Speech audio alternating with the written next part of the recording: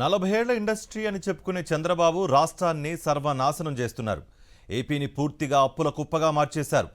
రానున్న రోజుల్లో మరింత గడ్డు పరిస్థితి దాపరించేలా చేశారు. ప్రతి వారం వేల కోట్లు అప్పులు చేస్తూ పేదలకు మాత్రం ఒక్క సంక్షేమ పథకాన్ని కూడా అమలు చేయడం లేదు.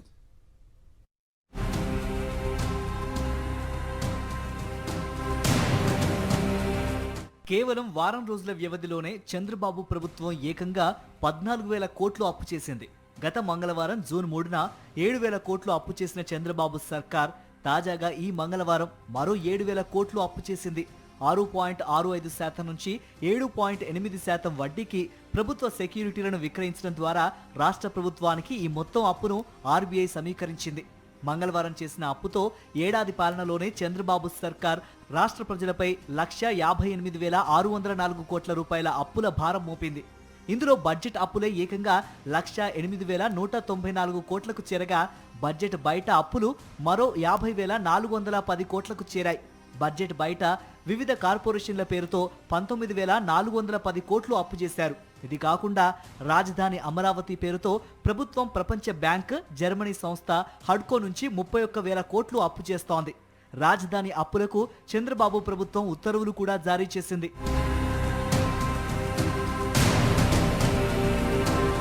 గనుల శాఖకు చెందిన 436 మైనర్ లీజుల విలువ 1,91,000 కోట్ల రూపాయలు చూపించి తద్వారా ప్రైవేటు బాండ్లు జారీ ద్వారా 9,000 కోట్లు అప్పు చేయడానికి చంద్రబాబు సర్కారు ఉత్తర్వులు జారీ చేసింది.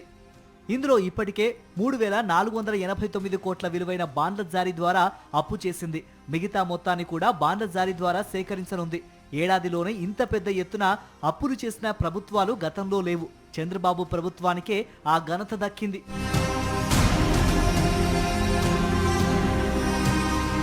అప్పులు చేయడం ద్వారా చంద్రబాబు సర్కార్ రాష్ట్ర ప్రజలను అప్పుల ఊబిలోకి నెట్టేస్తోంది.